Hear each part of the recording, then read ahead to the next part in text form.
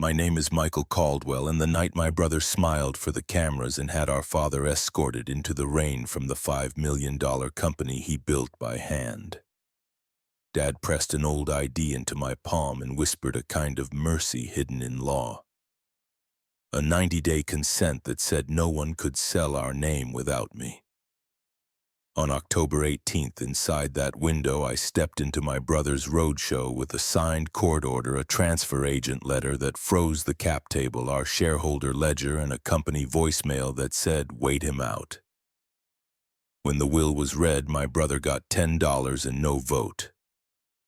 I got the burden and the honor to steer, not to punish, but to keep faith with my mother, with the veterans whose names now live on our wall, and with a man who taught me that justice needs kindness to stand so. If you believe family and law can still hold a life together, stay with me and subscribe. Rain wrapped Austin in a silver sheet as I eased into the lot at Caldwell Ridge Outfitters. The canopy cast a thin amber wash over wet concrete, and the air carried that mix of cardboard and warm metal I knew from too many late shifts. Through the glass, I saw light panels and careful faces, a scene that did not belong to the company my father carved out of debt and stubbornness. Inside the vestibule, the badge reader chirped against my jacket and went quiet. Hector Ruiz stood at the security desk with my father's active card in his hand. He held it like a glass instrument. Water tracked down the sleeves of my father's overcoat and gathered at the cuffs. His color had that pale edge I had tried not to name. On the other side of the camera rig, Brandon had placed himself where the frame would be kind. Jenna Park stood ready with a compact rig steady, turning Dad's face soft enough for a staff meeting. Brandon stepped into the shop with the company jacket folded over one arm and that concerned half-smile he uses on investors. I moved between the light and my father and asked him what he thought he was doing. "This is our father's company." He did not meet my eyes. He spoke in that practiced baritone and said the board had agreed and Dad needed rest and we were making sure the transition was smooth. He told me to keep my voice down. Quiet sounds like care when it is written into a memo. In a wet lobby, it sounds like burial. Hector glanced at me and back to the desk. He said he was acting on an official directive. The words fit his uniform but not his face. Dad reached into his coat and missed whatever he was looking for. I took his hand and he pressed a different badge into my palm. The original card with the First Mountain Ridge logo and the founding date were used to stencil at the back of the shop. He told me under his breath to breathe and to let tonight pass. The gravel in his voice carried more steadiness than the room. Jenna lifted a hand, and the light eased brighter. Brandon moved a step closer to Dad and placed his palm near the elbow in a gesture that would read tender later. He thanked Hector for ensuring safety. He put gratitude and legacy and continuity into the air. 2 building guards came over in quiet shoes. One positioned himself between me and the door in that polite angle that makes resistance look like a choice. The other told my father he would walk him to the car. I told Brandon he would not rewrite the rules of our place because rain could blur the edges. He smiled without heat. He repeated the board has agreed and I heard the math under it. Votes, proxies, a quorum dressed up for a newsletter. He touched my sleeve with 2 fingers and said not to make a scene. Dad lifted his eyes to mine and I saw that small crease at the bridge of his nose that meant his breath was short. I let the first wave of anger settle where it could not do damage. Hector swiped the inner doors and they sighed open. We moved down the corridor toward the apron exit, a small procession under fluorescent hum. The walls still carried a faded vinyl of our first logo and pulled a memory out of me like a thread through canvas. A diner off Congress, a napkin drawing. 3 samples because the print shop owed us a favor. A local camping window and a weekend that changed our luck. Back when Brandon could charm a buyer into doubling the order and I could keep a temperamental needle bar from seizing when the belt ran hot. We were a team when stakes were measured in cartons. At the apron door, Hector put a shoulder into the hinge that always stuck after heavy rain. The smell of asphalt and exhaust folded in around us. The company sedan idled under the canopy with its dome light making a neat gold square. My father tightened the jacket around his ribs and did that small protective shrug I had seen only when he planned to spend as little energy as possible in public. One guard raised a guiding hand. Dad's step wobbled and I cupped his elbow. He said he was fine. It was not true, but it was the truth he chose to spend in front of a camera. Brandon leaned in and caught the seatbelt and turned his good side to Jenna's lens. He spoke low and the mic took it in. Words that would print well by morning. I told him none of it hid what he was doing. He looked at me at last and said not to embarrass the family, and he said it like a man closing a drawer that will not open again. Dad tilted his head toward me and shaped a small word. Maybe patience. Maybe take care of your mother. Both meant hold the line inside yourself. Hector closed the car door with care and the taillights slid into the rain and disappeared. Jenna dimmed the panel and the lobby became a lobby again.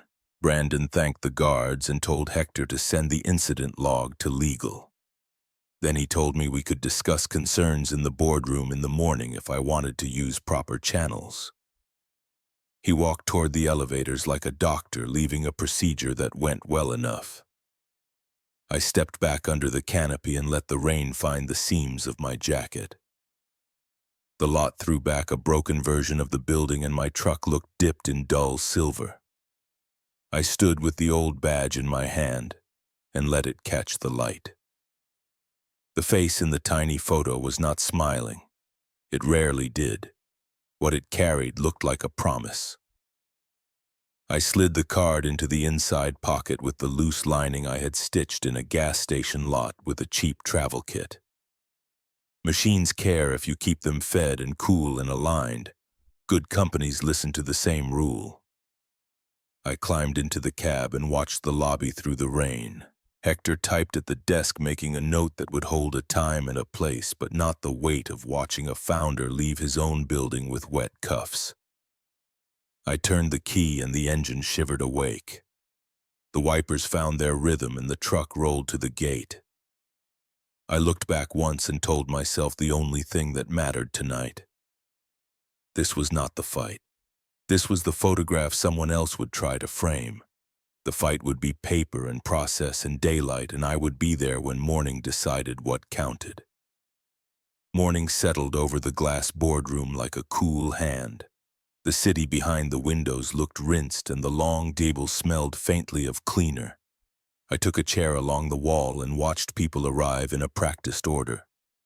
Brandon came in first with a leather folio and the ease of someone who believes the narrative is set. Denise Harper followed with a spiral notebook.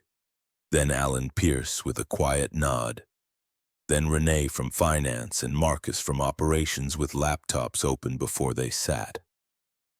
5 directors in their places, 2 independent quorum confirmed by the secretary, a precise woman named Marlon Guyen. Jenna stood by the screen with a remote in her palm. The first slide came up and it was last night turned into messaging. My brother guiding our father down a corridor, soft light on a careful smile, a title that said, Transition Plan in calm letters. The next slide broke down roles, staff communications, vendor touchpoints, investor outreach, and a list of key phrases that would read well in a note to the team. Gratitude, legacy, continuity. The words glided over the room like skaters on clean ice. Brandon spoke in the baritone he had polished for lunches with fund managers. He said the board had accepted his recommendation to move forward with an investor roadshow in mid-October. He said outreach had already begun with select contacts. He said a bridge round would stabilize inventory and marketing through the holiday cycle. He gestured and a calendar appeared with colored blocks and hotel names and rooms that always smell like lemon cleaner. On the conference screen, Richard Vaughn appeared with a bookshelf behind him in the filtered light of a different zip code. He said his firm had reviewed the plan and saw no impediments to the timetable. He reminded everyone to avoid detail in public materials before exemptions were finalized. He used the phrase best practices twice and then smiled at himself. Denise clicked her pen and asked for the record whether any conflicts of interest had been identified for items that could affect officer compensation or consolidation of control. Brandon nodded and said that in any matter touching his personal interest he would recuse or abstain as required. Marla read the policy on recusals and confirmed that a conflicted officer would step out when votes touched his interest. Denise asked for a second item. If any proposed asset sale or encumbrance approached a material portion of total assets, the board should hire independent counsel to advise a special committee of the independent directors or commission a fairness opinion. She suggested a working threshold around a quarter of total assets. Alan said the number sounded reasonable for a company our size. Marla noted to draft a resolution for review. Elaine sat near the back with her hands folded. She kept her eyes on the tabletop. The stillness around her felt like a room within a room. Jenna advanced to internal timelines, draft language for staff who would wake to rumors. Notes for key vendors whose invoices turn into anxiety if they hang too long. Soft messages for retailers about supply commitments. Her voice had the cadence of someone who has ridden through 100 hard afternoons.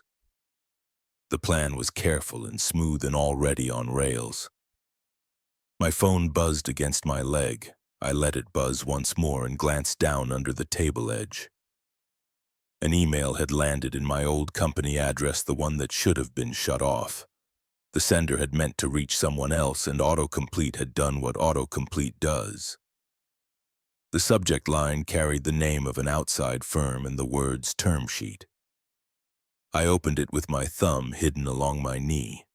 The document outlined a bridge financing with an option for a strategic transfer of selected tooling and fixtures at what it called an indicative valuation. A small footnote said that required consents were believed not required for timing. It was the kind of sentence that looks harmless until read out loud in a courtroom. Attached minutes from a prior discussion showed a placeholder under governance consents. The line where a consent reference should have lived was blank. I let my face stay still and closed the phone. When Brandon paused for questions, I asked for a copy of the board packet for the record. My voice sounded ordinary in my own ears. Marla printed and slid it down. I turned to the draft minutes from last week. The signature line for the chair read pending. The attestation line for the secretary read pending. The consent citation under governance had a number and no text. It looked like a missing tooth. Denise asked Richard to confirm broadly whether actions that touched a significant portion of assets or created dilution within a certain window triggered additional approvals under the bylaws.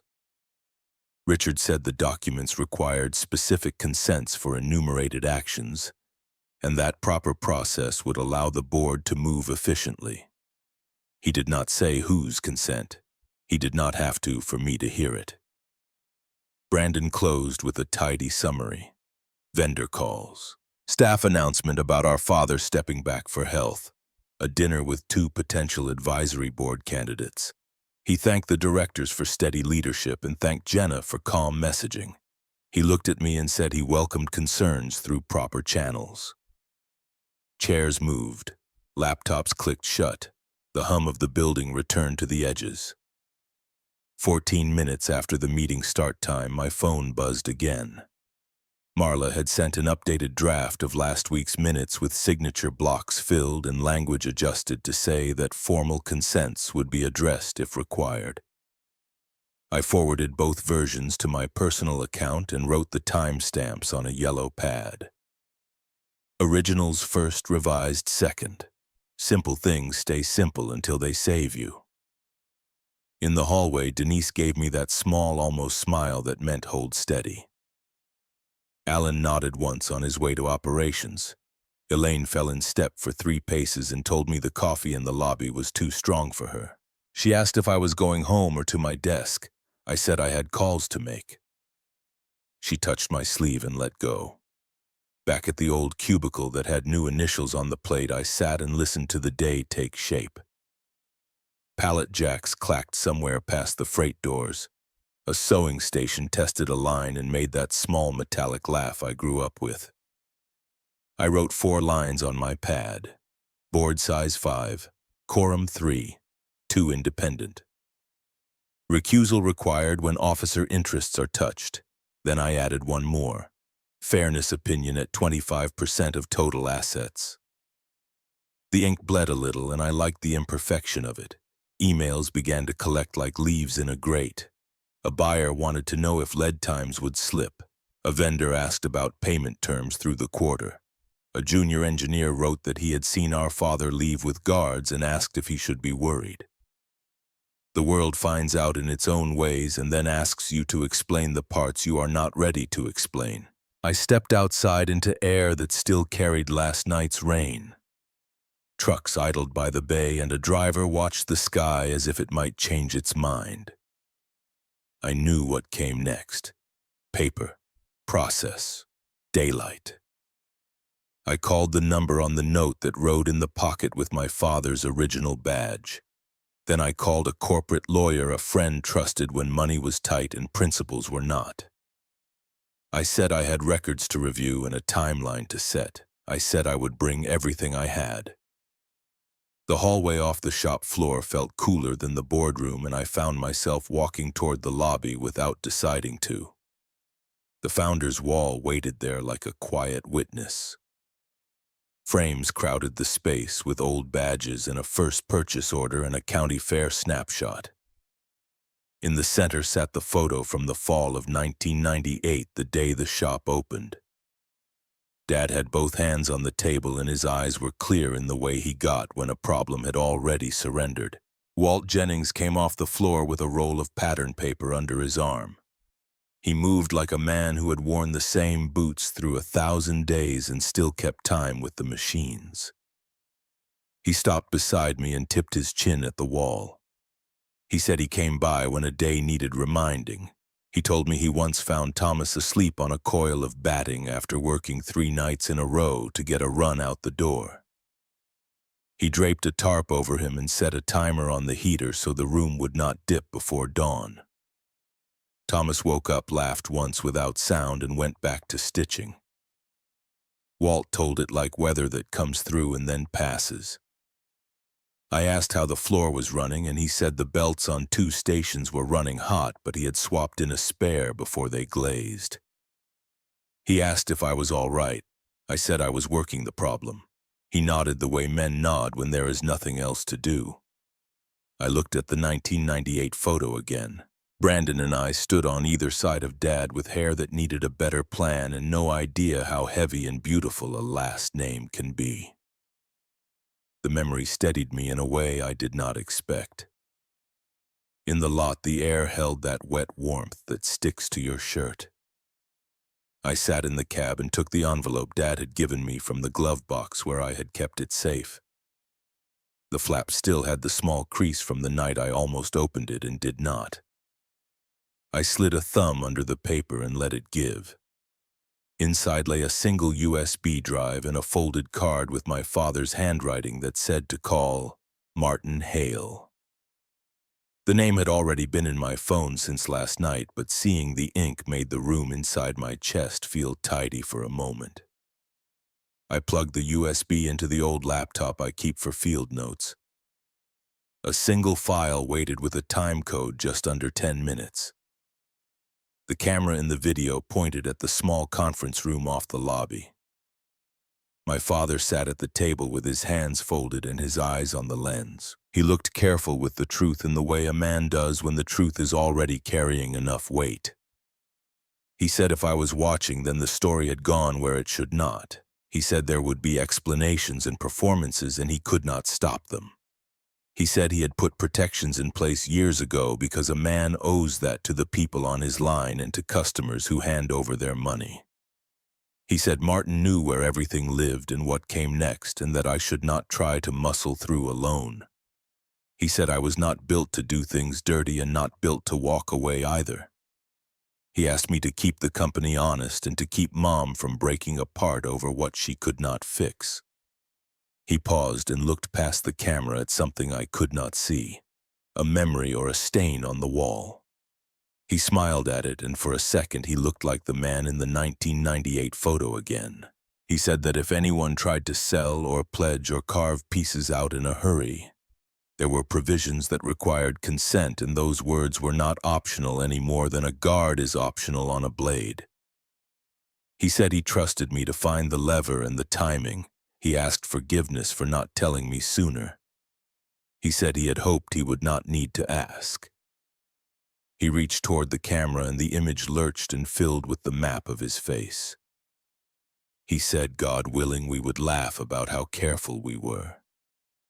His hand covered the lens and the sound clipped to a clean stop. I closed the laptop and held it with my palm on the lid like a book that will not leave your head. Outside, a forklift beeped near the bay doors and the business of a workday went on with no interest in narratives. I breathed until the need to move replaced the need to feel. Martin answered my text with an address on Congress and a time that was almost immediate. Bring what you have, he wrote. I drove through a city that wore a rinsed brightness and found a garage spot that cost too much and was worth it. His office lobby smelled like polished stone. He waved me in from his doorway and asked for the short version first. I gave him the board packet and the draft minutes with the blank consent line and the corrected minutes that had arrived mid-meeting. He read at a speed that did not skip sense. He asked if the recording carried a timestamp and if I still had the original email headers from the forwarded term sheet. Yes and yes. He asked to duplicate the USB and lock the copy in his safe and told me to keep the original on me, with a written log of where it went and when. He said nerves are not friends of order and that saying obvious things out loud was part of the work. He told me he had drafted my father's living trust in 2019 and that there were provisions I should understand exactly and not approximately. He said it would be cleaner to sit with a corporate lawyer at the same table. He picked up the phone and asked if I could be at Avery Brooks's office within the hour. I said I could. Back in the truck, I slid the USB into its sleeve and into the inner pocket with the loose lining I had stitched in a gas station lot years ago. I wrote a note on an old receipt so simple it anchored me. USB copy with Martin. Original in jacket. Meeting with Avery next. Avery's office looked out over live oaks and a strip of highway that caught the sun like a blade. She shook my hand and told me to start with essentials. I laid out the packet and the 2 versions of minutes and summarized the recording in as few sentences as I could. She listened without interrupting.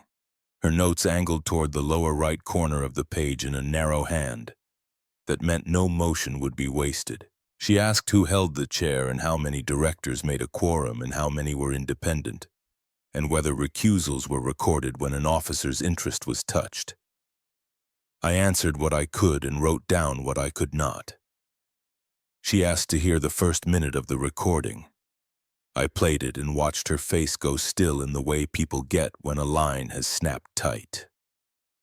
She closed the folder and looked at me with the kind of focus that turns a room into a plan. She said we were going to open a clean path and keep it clean. She said bring everything back in the morning. Martin had the trust binder open before I sat down. The paper smelled like it had been stored where people respect it. He walked me through the stack with the patience of a man who knows panic cannot read. Revocable living trust dated 2019. Voting trust with Class B voting control set out in a separate schedule. Beneficiary listed as me. Protective provisions integrated by reference into the shareholder agreement and bylaws. He placed a finger on the margin and said I needed to be clear on the shape of power. While my father lived, I did not hold full voting control. I held consent rights on specific actions through the protective provisions. Full voting control moved to the voting trust upon my father's death, and only then. Avery listened and made a short list that boxed the page. She asked Martin to confirm the consent triggers. Issuance of equity, transfer of a material block, sale or pledge of significant assets. Any transaction that effectively changed control. Martin nodded and slid over a tabbed page that read, Protective provisions in bold type that looked older than the rest. My hands felt steady for the first time since the lobby scene. A map beats a feeling. We turned to timing. Martin had a memo he had drafted when the protections were set. It outlined a consent window that ran for 90 calendar days following any change in control attempt or officer consolidation. He checked his calendar and wrote the dates on a legal pad. September 15, 2024 through December 14, 2024. Avery repeated the window and said Mid-October Roadshow lived right inside it. Consent was not decoration. It was a gate that must be opened. She pulled her phone and called Linda Cho at the transfer agent while I photographed the key pages and saved them to a folder with the date in the name. Avery kept the call plain. She asked whether the agent had received any instructions to reflect new issuances or transfers. She asked whether any file was flagged. She asked whether the agent would process anything while questions about consent sat unresolved. She thanked Linda and ended the call with a plan to follow by email. Then she drafted a clean request and sent it to a monitored address with me and Martin copied. Put it in writing and make it simple. We used the pause to draw our lanes. Avery would handle process at the company and in Texas. Any immediate injunction would be scoped to the event in Austin and to prevent a transaction during the consent window. Martin would stay on trust and estate and the interface with me as beneficiary. He would also coordinate with Delaware Council for the governance track because our charter lived there and Chancery would care about who held the wheel. I would gather paper and keep my voice level. Linda's reply landed faster than I expected. It was short and shaped like a stop sign. The agent had received instructions tied to a potential bridge round and possible asset transfer. The file was marked pending due to missing trust consent required under the protective provisions referenced in the company documents. While a file is pending, the transfer agent would not process issuances or transfers implicated by the consent items. Further action would require resolution of the consent requirement or an order of competent authority. The email carried a case number and a timestamp. Avery printed it and slid the sheet across the table with a look that said, Anchor. She sent a second note back to Linda to acknowledge receipt and to ask that the pending status be maintained until further notice.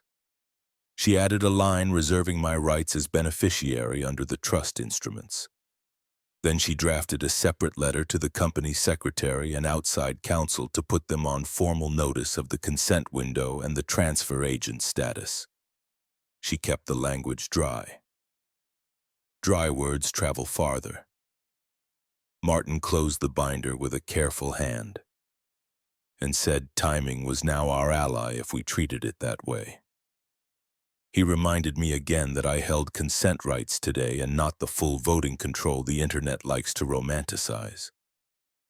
When the time came later, the voting trust would do what it was built to do. Until then, we would protect the gate that already existed. I felt the morning pull into focus. The lobby camera scene had been theater. This was plumbing and load-bearing walls. I pictured the calendar in my head. September 15 to December 14. A bright box around October. I could almost feel the edge of it under my fingers. Avery tapped her notes and said she would reach out to Delaware Council before lunch to align on governance posture and to prevent any surprise filings. Any Texas filing we made would be limited to stopping the Austin event and any asset movement during the consent window. She said clean scope wins. We walked out into a hallway that smelled like printer toner and fresh coffee. I tucked the trust summary behind the transfer agent email in a slim folder and slid it into my bag next to the jacket with the loose lining. Outside, the light had that late morning brightness that makes shadows crisp. The plan did not feel dramatic, it felt exact. I could work with exact. Night pressed against the windows of a small cafe near the docks, and the HQ sat across the street like a dark ship. I took a corner table and set my folder on the chair beside me.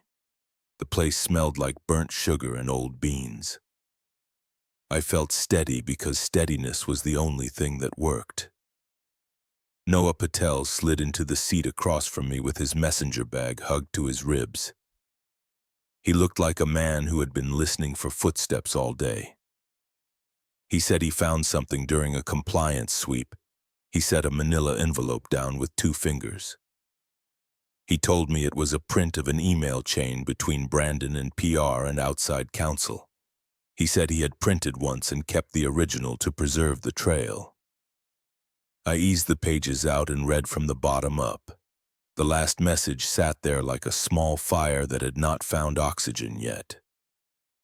Brandon wrote that the plan was to wait until my father collapsed and then close the deal. He said 3 weeks would be enough. The words had the tone of someone who thinks the walls are on his side. They also read like a confession once light hits them. Noah watched me take air through my nose and let it out slow. He said there was more. He explained that the company voicemail system stores messages on a central server for a set retention period and longer if flagged. He said he had located a voicemail Brandon left for Jenna 2 days ago. He had not downloaded or forwarded it. He had marked it for legal hold within the system and pulled the index entry that showed origin and destination and the exact timestamp.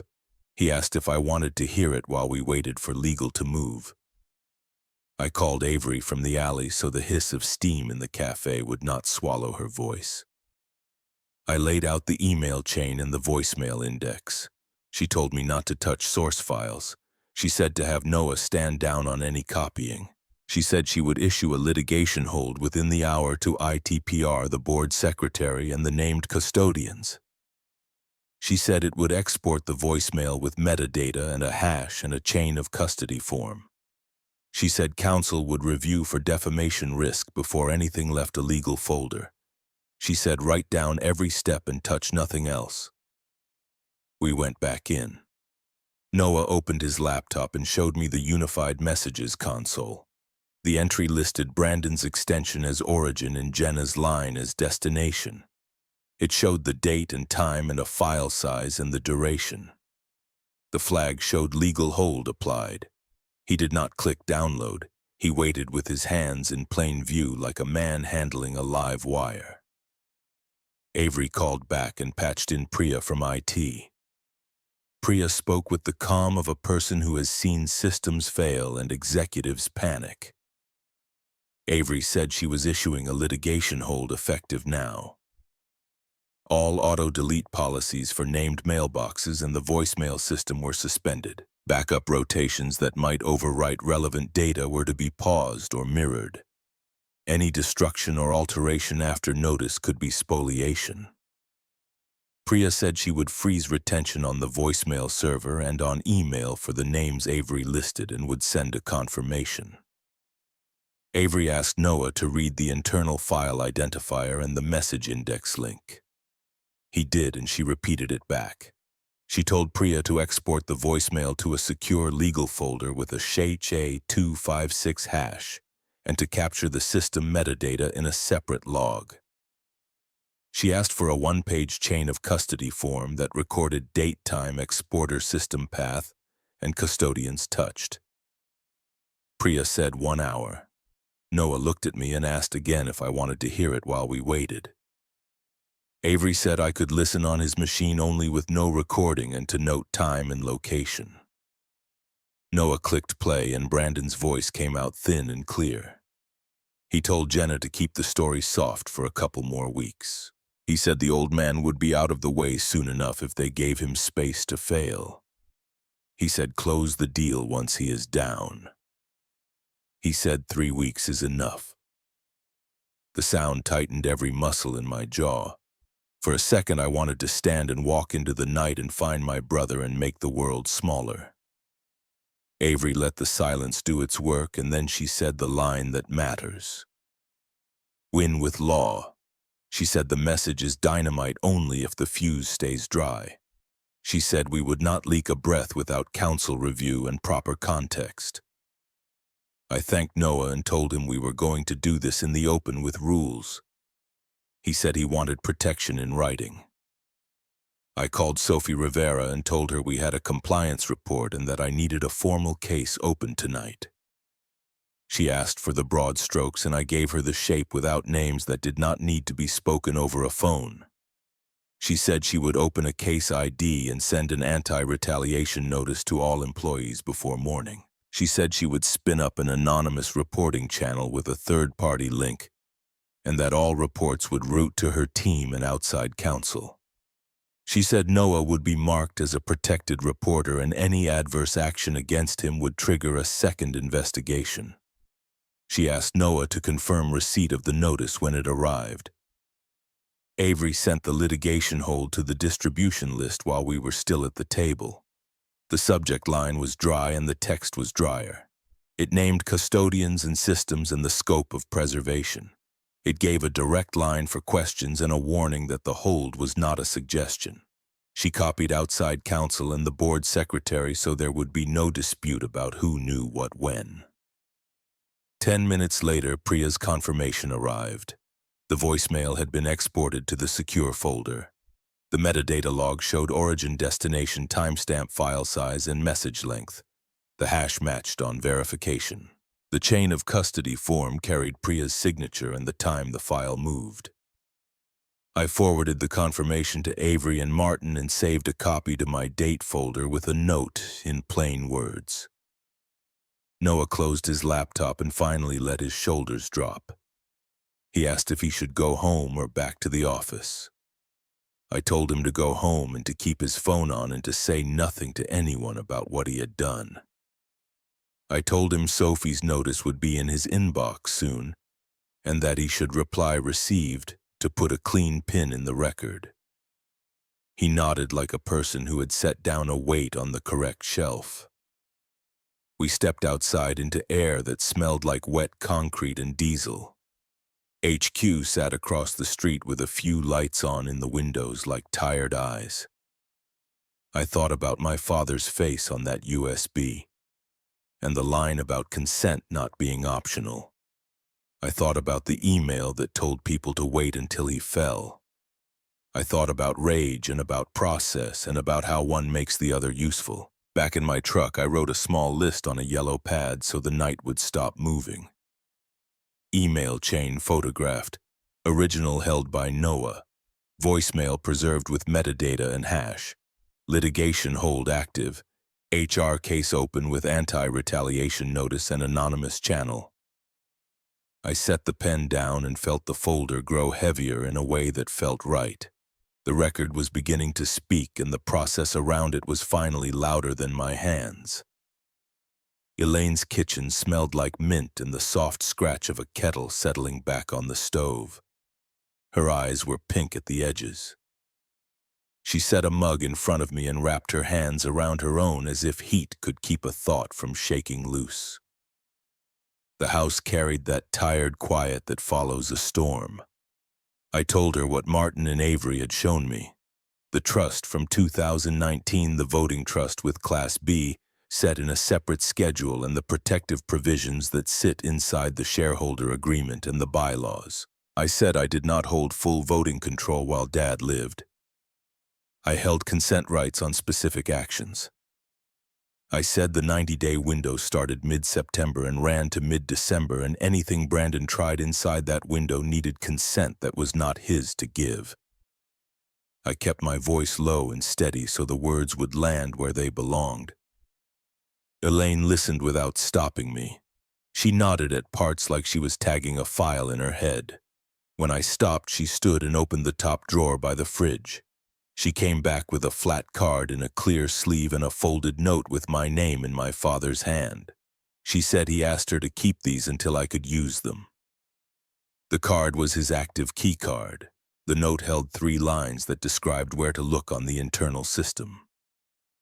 Legal vault, trust folders. A subfolder with a name only he would pick, a small joke no one else would notice. No mention of passwords, just the place and the habit of his mind. I put the key card on the table and felt its small weight. The plastic was warm from her hands. I said this was enough to ask for logs and camera pulls without sneaking. I said the path would anchor the request in the company's own map. Elaine looked toward the hallway that held their wedding picture and then back to me. She said her silence had not been doubt. It had been fear of making things worse. She said she had been quiet for too long. I texted Avery the moment I left the table. She called within a minute and I put her on speaker between us. I laid out what Elaine had given me, and Avery said this was the right way in. She would draft a counsel letter to the security vendor and to the company to authorize a pull of access logs and camera footage for the night of the storm and the hour on either side. She would ask for a full export by location and door reader and camera number. She said Hector's affidavit would carry the facts of orders given timing and the chain from console to drop. She said we would request checksums and a transfer sheet, and that nothing would move without signatures. I called Hector next. He answered like a man who had been waiting for a bell. I told him we were keeping this clean and asked if he would sign a sworn statement about the sequence at the lobby and the apron doors. He said he would and that he had kept his own notes the night it happened because something in his ribs told him to. He said the outside vendor who manages storage was on a standard service level, but could schedule an export if legal gave them a letter and if the company contact signed an authorization. He said he would stand next to the console when the pull happened and keep his eyes on the copy process. Avery's email landed while we were still on the phone. It addressed the vendor by name and set out the scope of preservation and export. It listed cameras by zone and door readers by panel, and it asked for logs on keycard use and manual overrides at the exact times. It asked that the export include original file names and system timestamps, and that the vendor provide a summary of their retention policy for the record. It copied the board secretary so no one could say it came as a surprise. Hector texted the vendor contact and looped us in. The vendor replied with a case number and a proposed window for the export the next afternoon. They would stage the files on an encrypted drive, generate hash values for each, and deliver to legal with a signature sheet that noted time and chain. They asked for an on-site contact and an authorization on company letterhead. Avery said she would send the letter and that Hector would be the contact. The path inside my father's note went into the request as the destination for a mirrored copy inside the company network. Elaine rested her hand on the table near the key card. She asked what came after the files moved. I said the logs would tell their own story, the key card that revoked Dad's access, the readers that blinked red, the door at the apron where the camera saw Brandon lean into the shot. The timeline would belong to us once we could hold it. I said when I faced Brandon I would give him the minimum respect a brother owes, no less and no more. I said the rest would be law and paper. She closed her eyes and breathed in like she had been underwater a long time. She said again that she had been quiet too long. Then she stood and made more tea even though neither of us needed it. My phone buzzed with a calendar invite from the vendor. Export scheduled. Case number in the subject. Hector added a note that he would bring a witness from his team to sign the chain at each handoff. Avery replied that she would arrive with a courier to take the legal copy straight to her firm's vault. The thread made a neat line in my inbox. No noise, no drama, only steps. I slipped the keycard into my jacket next to the old badge in its pocket with the loose lining. The two sat there like a before and after. Elaine walked me to the door and touched my arm the way moms do when words are mostly spent. On the porch, the air was cool and smelled like wet cedar. I told her I would text the moment the export began and again when the drive was sealed. She nodded and said she would be up until I did. I stepped into the quiet street and felt the shape of a clean path under my feet. 2 days before the roadshow, the calendar felt like a drum in the room. Avery filed for a temporary restraining order with 48 to 72 hours to spare and served a draft on Brandon and the board before lunch. The papers read clean and cold, exhibits lined up like brackets. The plan was simple. By the morning of the event, the judge would sign or she would not. If she signed, the order would speak for us. I wrote the window in my notebook again, so there would be no room for haze. September 15, 2024 to December 14, 2024. 90 days. The roadshow sat in the middle of it, October 18, 2024. Inside the window meant consent was required from the person who held those rights. That person was me. The transfer agent had already marked the file pending for lack of trust consent. Nothing material would be processed while that flag stayed up. The dates felt like a fence I could touch with my hand. Denise asked to meet that afternoon in a quiet corner off the floor. She listened while I laid out the risk to individual fiduciary duty if the board moved without proper consents or independent review. I reminded her of the board math. 5 directors, 2 independent, quorum at 3. Any conflict meant recusal, and Brandon would need to step out if the vote touched his own consolidation.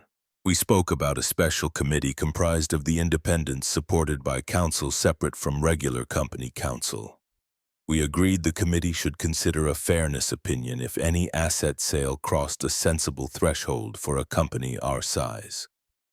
25% of total assets felt like the right trigger.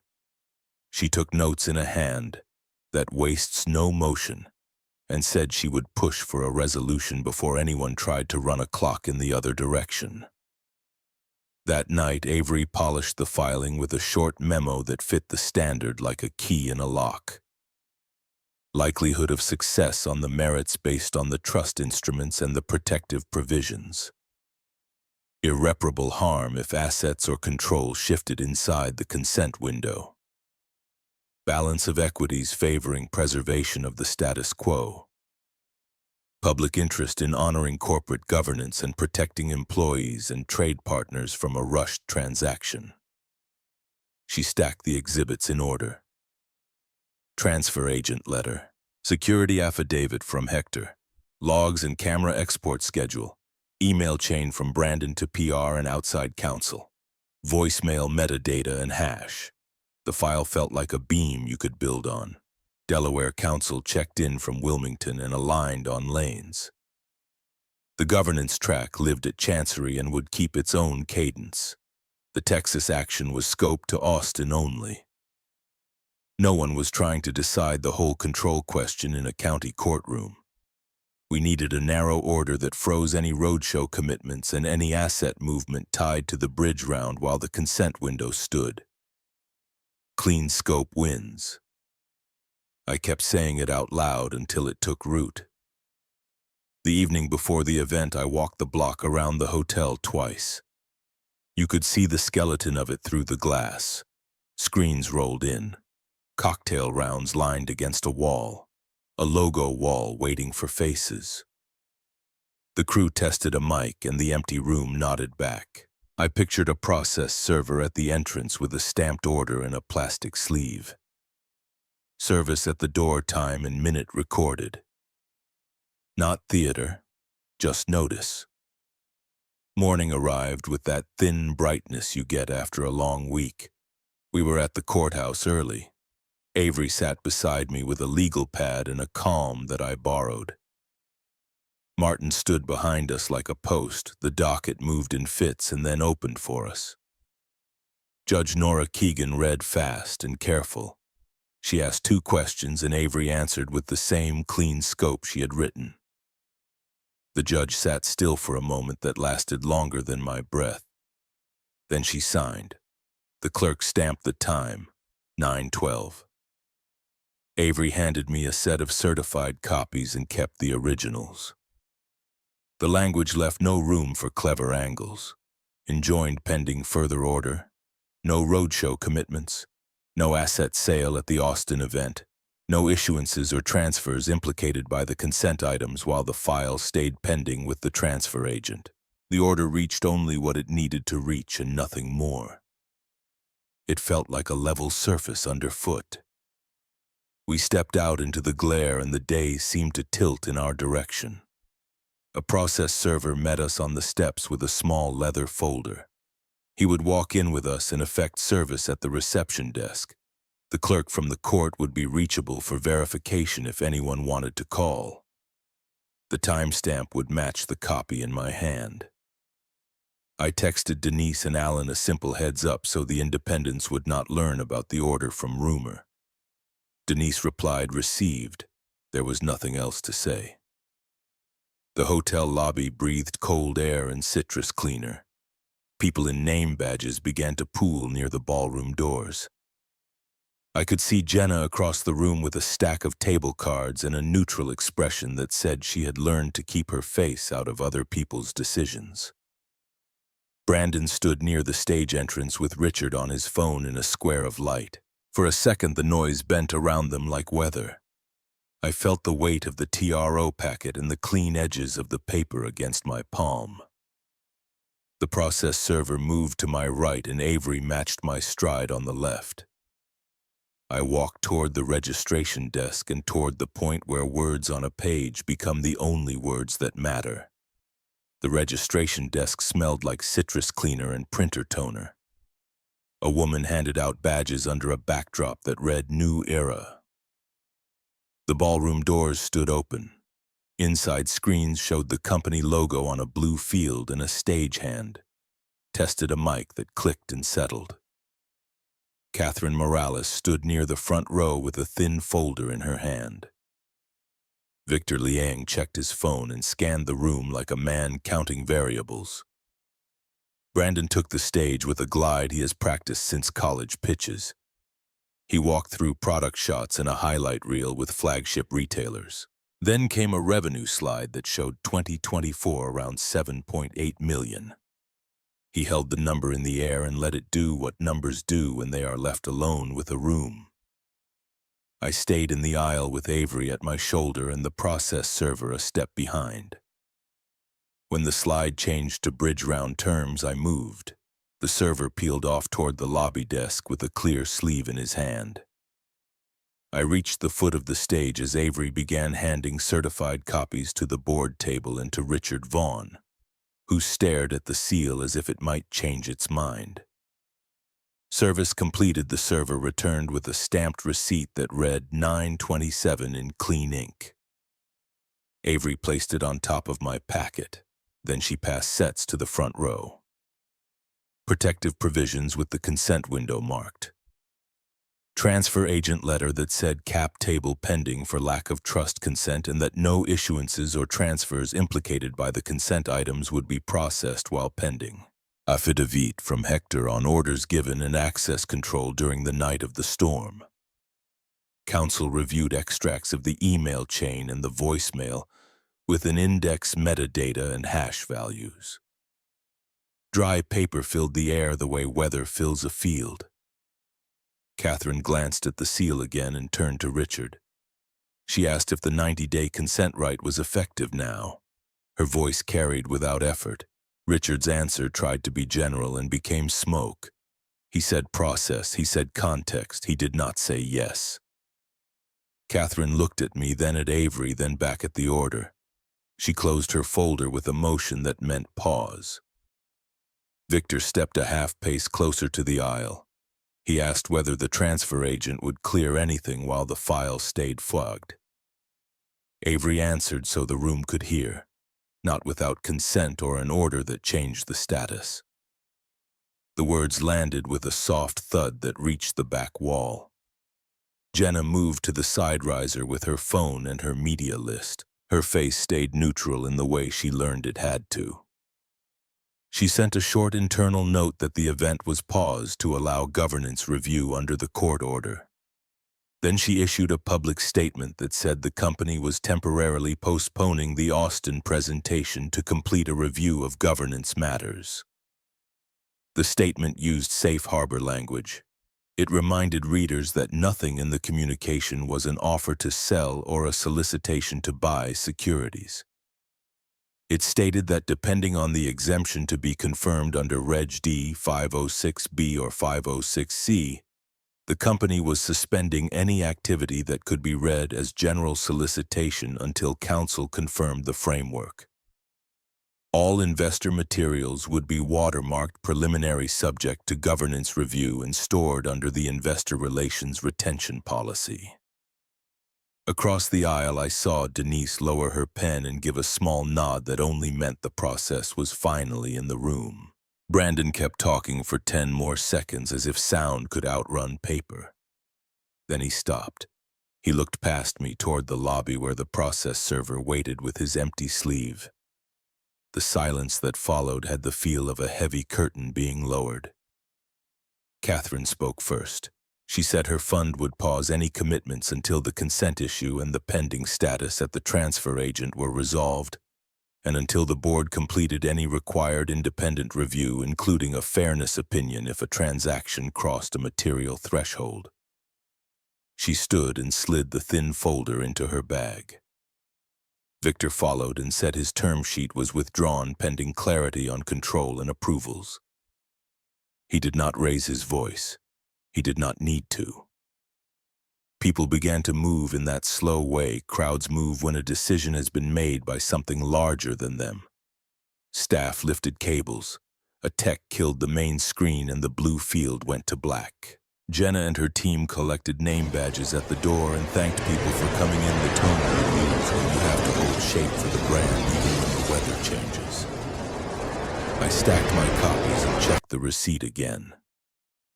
9:27. Avery took a photo of the lobby clock with the desk behind it and dropped it into a folder named for the date. She said we were done here. I looked at the backdrop that read New Era and felt the truth of it in a way no one on the signage team intended. The ballroom emptied to a hush that made the carpet sound loud. I walked out without looking for my brother. The order was doing the talking now, and the only work left in this room was cleanup. Outside, Austin's sun hit the hotel glass and threw back a hard white light. I held the packet level in my hand and let the door close behind me. The lobby doors shut behind me and the noise of downtown fell away. By the time I reached my truck, the first notices were already lighting up phones across the company.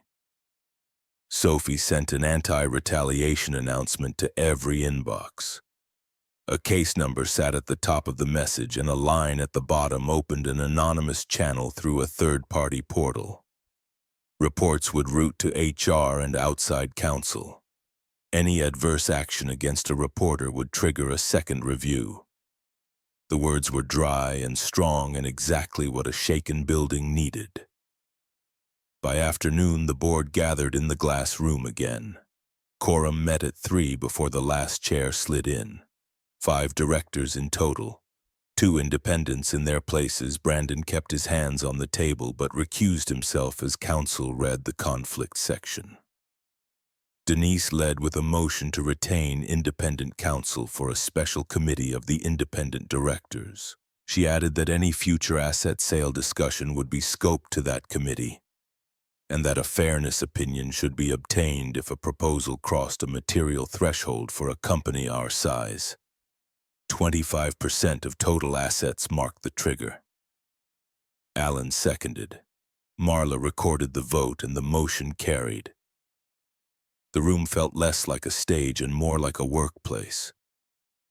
Richard Vaughn spoke of next steps on his side. He said he would move to dissolve the temporary restraining order. He framed the roadshow as informational and the paperwork as overbroad.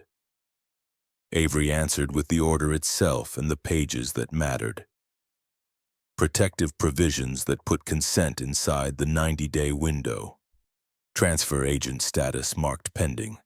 Affidavit details that tied conduct to clocks and doors. The judge set a short hearing and kept her voice even. Likelihood of success on the merits remained where we had put it. Irreparable harm did not vanish because a microphone had been rented. Balance of equities still favored a pause. Public interest still leaned toward clean governance. Judge Nora kept the order in place and set a date for further status. We walked out with the same packet and a new stamp. Delaware Council kept the governance track alive in Chancery. Briefs moved in their own rhythm. No fireworks, only footnotes and patience. I found I could breathe better when law pulled the weight for a few hours. Back on the floor, Walt stopped me near a rack of finished packs and asked if I had a minute. He said the first winter after we opened a belt snapped on a Saturday night and he and Dad rebuilt the drive with parts from 3 dead machines and a borrowed wrench. He said 2 orders went out Monday before noon and a buyer sent a note that only said solid. He laughed once and wiped his hands on a rag that had seen better days. He did not need to say what he meant. We used to fix things. We still could. That evening, Mom called from the house and her voice was thin. Thomas had taken a turn at midday and the quiet in the room had changed shape. At his bedside, the light lay flat across the quilt. His hand was lighter than I remembered. He told me not to become a mirror of my brother. He told me to win with kindness and to carry the name without poison. He squeezed my fingers and his breath eased for a while. The monitor hummed in a patient way. I sat long enough for words to stop being useful, and then I just listened. The next morning I went to the office early and took my father's old ID from the inner pocket where it had lived since the night of the storm. I set a small glass box on the cabinet by the window and placed the card inside on a strip of felt. A note under the glass held his start date and the year the company opened. No speech, no plaque, only a marker that said this is where the line began for us. Richard filed his motion to dissolve before lunch and Avery answered before close of business. The hearing lasted less than an hour. Judge Nora listened and asked one clean question about consent against the window that ran from September 15 to December 14.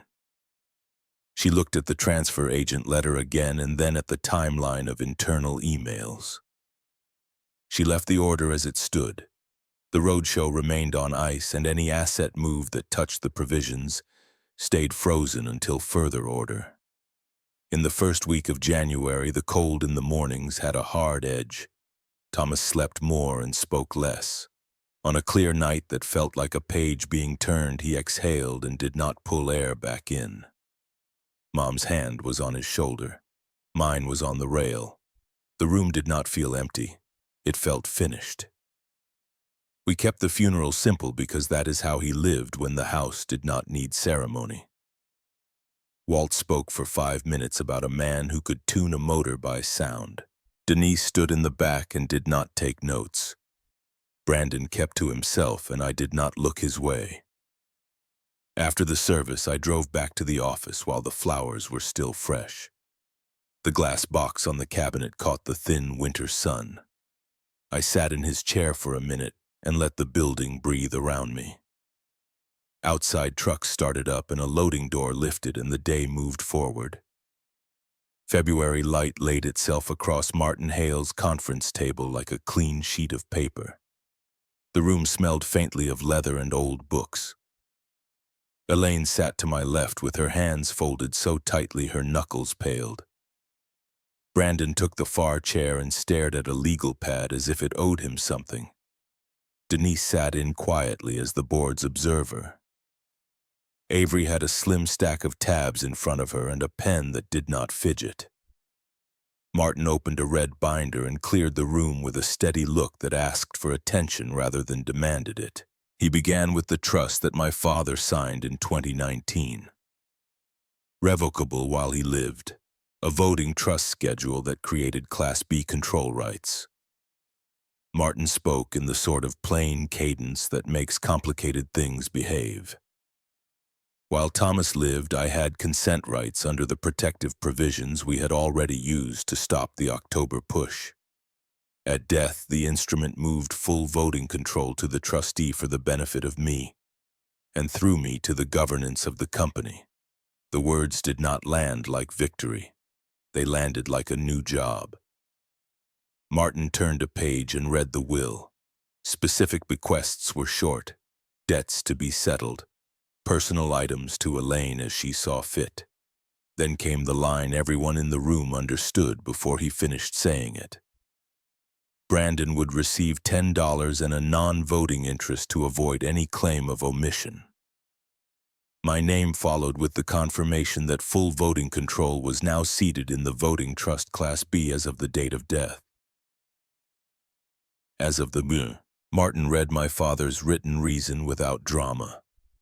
Someone had to hold the company's value upright and not sell heritage for speed.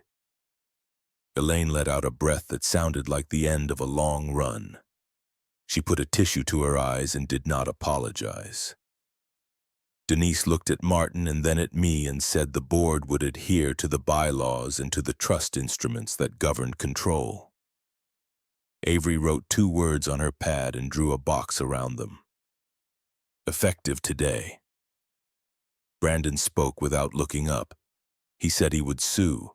He said the trust was a manipulation and that the will must be mistaken. Martin did not rise to meet the heat. He slid a thin drive across the table and explained that my father had recorded a short message in the room next to the small display case at the office weeks before the end. We watched the screen together. Thomas sat in a chair that we all knew and the light caught the gray at his temples. He said that Michael understood the company as more than a balance sheet. He said numbers matter, but they do not tell a stitch how to hold.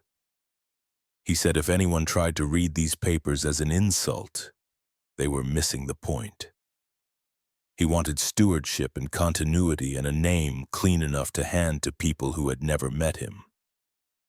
The video ended without flourish. My father reached up to shut off the camera and the frame went dark. No one spoke for a count that felt like respect. Brandon finally pushed his chair back half an inch. He said again that he would sue and that he would take it to Chancery if he had to. Martin nodded and said Chancery had already been tracking the governance track. He said that with the voting control now transferred under the trust as of January, Delaware Chancery had been notified that the control question was cured in the ordinary way and that counsel were preparing a joint submission to withdraw or suspend what remained. The court would note the update on the docket. Process would finish where process began. Avery laid a short memo in front of me that translated the moment into steps. Notify the transfer agent of the change of control under the trust. Update corporate records and the officer slate as needed. Convene a board session to align charters and to seat the special committee's independent counsel. Maintain all litigation holds until outside counsel advised otherwise. She spoke low enough that it felt like a hand on the back rather than a command. Martin gathered 3 documents and placed them in a folder the color of wet clay: certification of successor trustee authority, voting trust certificate reflecting Class B control, letters to the board secretary and the transfer agent with his signature and the date. He slid the folder to me and rested his hand on its top for a second. He did not offer a speech. He simply said that my father had been thorough. Elaine reached for my wrist and squeezed once. Denise stood and said the board would meet within the week and record the transition. Brandon stood as well but did not take his pad. He stared at the blank table and then at the window where the city moved past our small room as if none of this mattered. He left without waiting for the elevator to chime. Martin closed the binder and said that grief and governance make odd company, but they often arrive together. He offered to have the firm courier copies to my house and to Avery's office. I told him yes. We shook hands like people who understood that paper can be a mercy. Outside Congress Avenue hummed with the mid-morning pace of a city that had outlived many family stories. The sun felt warmer than it had any right to in February. I held the folder against my side and walked toward the curb. After a long season of rain, the light on the glass towers looked like a promise made without words. Spring took hold by March, and the shop felt different under full voting control. Work sounded like work again. We convened the governance committee with Denise as chair and an independent law firm that did not bill a single line for the company before that week. Their job was simple and heavy. Audit the bylaws against the trust instruments. Set a standing policy that any asset sale above a material line would require an independent review and a fairness opinion. We set the line at 25% of total assets so no one would game the number.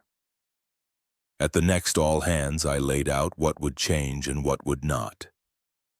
We launched an ESOP equal to 8% of the company with 4-year vesting and a 1-year cliff. The room did not cheer. People nodded and looked at each other like the ground had firmed an inch. Walt told me later that the line crew spent lunch doing math on napkins and arguing about whether to buy or keep the trucks we used on the West Route. That was the argument I wanted in the building. Catherine and Victor came back to the table without theater. We met in a small conference room that looked over a loading lane and spoke in the kind of detail that keeps people honest. We put our valuation around $5 million and anchored it in facts that were not pretty but were ours. EBITDA margin around 3 to 4%. Inventory days around 120, and we had a plan to drive that down with better forecasting. One customer making up around 28% of revenue, which meant concentration risk that we would diversify before asking for a richer multiple. Heavy depreciation on fixed assets that we would either sweat longer or replace with a schedule that made sense. Catherine said discipline looks better than optimism when you are borrowing time. Victor said clarity beats momentum. We cleaned up our public voice. Jenna and I signed a new speaking policy that reads like a seatbelt. Every external statement carries safe harbor language. Investor materials carry a watermark that says preliminary and subject to governance review. We confirmed our path under Reg D506B, which means no general solicitation and a tight list of accredited investors known to us. IR and legal built a retention policy for 3 to 7 years, depending on the record type, and trained managers on what that means in daily life. No more loose decks in inboxes. No more hallway promises. By April, the Delaware matter reached the only end that made sense. With control seated under the trust chancery, recorded that the circumstance was cured. Counsel prepared a joint stipulation of dismissal. We closed with prejudice as to the emergency application, and without prejudice as to anything that never ripened. There was no parade, only a docket entry and a set of bills that looked like the price of quiet. The last hard piece was Brandon. We sat across a table with counsel on both sides and let the lawyers translate feeling into paper. The agreement read like a truce. Mutual release that did not touch fraud or intentional misconduct. Two-way non-disparagement so the shop floor and the market would not be used as weapons. No non-disclosure to bury history, a litigation hold that would stay in place until outside counsel said the record could rest. He signed with a hand that did not shake. I signed with a pen that once lived in my father's desk. We stood and did not hug. Inside the front lobby, I hung a board that listed our new code of ethics in plain language. It spoke about conflicts and candor and the duty to the people who put their backs into the product. Under the 1998 photo, I slid my father's old ID into a narrow frame so visitors would see where we started without anyone having to say it out loud. The wall looked less like a shrine and more like a set of directions. Supply was the last knot to untie. Our largest vendor had been running 90-day terms with fees that bit at the end of slow months. Denise and our new counsel joined me for the meeting. We put our case on the table with numbers and a calendar. We asked for net 45 with a small early pay discount and a cap on penalties. We offered volume predictability and faster dispute resolution. The room felt tight for a few minutes, and then the tension left like air from a valve. We shook hands on a draft, and the lawyers chased commas for a week. When the final signatures landed, the floor crew clapped once and went back to their stations. By June, the place had a rhythm I recognized. Trucks backed in and out with a steadier cadence. The governance committee filed its first clean report. Catherine sent a short note that read, "Continue." Victor asked for an operations review in the fall, and I said yes. In the late light, the new ethics board picked up a shine, and the small frame under the 1998 photo caught the day like a quiet promise. I stood there a minute and listened to the cut and hum of a shop that had found its teeth again. The memorial drew people from every corner of the shop. The air smelled like cedar dust and machine oil and the faint sweetness of sheet cake that someone set near the loading door. We stood in front of the refreshed founder's wall. The old photo from 1998 hung clean and bright. Below it ran a new panel of steel with the names of the veterans etched in a steady hand. Walt pointed to his own and grinned like a boy, then wiped at his eyes when he thought no one saw. Elaine stood beside me and threaded her fingers through mine. Her grip said we had walked through fire and were now standing on the other side. I spoke with the same voice I use on the floor when a line jams and everyone needs to hear one clear thing. Justice without kindness curdles into pride. Kindness without justice becomes surrender. We used both, and the law held when we used it for what it was made to do. It kept a door from being forced, and it gave us time to set our house in order. I thanked Noah for the courage to bring facts when it was easier to keep his head down. I thanked Denise for steering governance like a pilot in fog. I thanked Hector for recording what he saw and guarding the chain that made truth travel. I thanked my mother for the quiet strength that kept us from becoming small. No one cheered. The room breathed and then settled. Brandon had left Austin weeks ago. He told a few people he needed distance. There was no victory lap in the shop, only a shared relief that the company had come back to the hands that believed in its work. People understand mercy better than speeches. They nodded and then moved toward tables where stories live. Catherine met me near the dock after we cut the sheet cake. She had a pen clipped to her sleeve and a corner of a framework agreement showing from her folder. We signed that framework in the conference room later that week. It set targets we could meet without burning the crews, and it locked us to the discipline that got us through winter. ESOP grants posted in employee portals the week after. I watched a welder in his 50s log in on a phone that had a cracked screen and smile like he had been handed a map. Domestic share moved a little in April and a little more in May, not fireworks, a gain you can feel when you count trucks at dawn. As the crowd thinned, I carried a small glass case to the base of the wall. Inside it sat my father's old company seal. The brass had a dull shine from years of use. I set it under the 1998 photo next to the frame that holds his ID. The two sat together like a promise and its proof. No speech, only a steady breath and the click of the latch. Night took the sky outside and the crew for second shift started to arrive. Lights came up along the rafters one by one. A press engaged with a deep, smooth note. A cart rolled across concrete and the sound echoed into the big room like a low song. Elaine squeezed my hand again and then let go. She walked to talk with Walt and Sophie, and I watched them tilt their heads in that familiar way people do when they are planning something better for the place they share. I took one more lap through the floor. A young assembler showed Noah where he had taped the new ethics card inside his locker.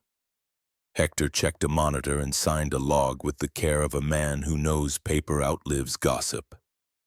Denise stood with Alan near the door and spoke in short sentences that sounded like work getting done. I looked up at the wall and felt an easy weight settle in my chest. We had not won a prize. We had accepted a job. Before I left, I stepped into the small office that faces the floor. The room held the late light like water in a basin. I thought about the months behind and the years ahead and the way names earn or lose their shape in ordinary days. Then I picked up my jacket and stood in the doorway and spoke to the people on the other side of this screen. If you have walked through a fight over a will or a trust or a set of protective provisions in your own family or company, tell me your state and what helped you hold the line. Share what worked under your state law and what you wish you had known. Your story might keep someone else from breaking a good name in a hard season. I reached for the switch and the office eased into dark. Legacy is not something to own, but a daily reminder of the person you choose to become.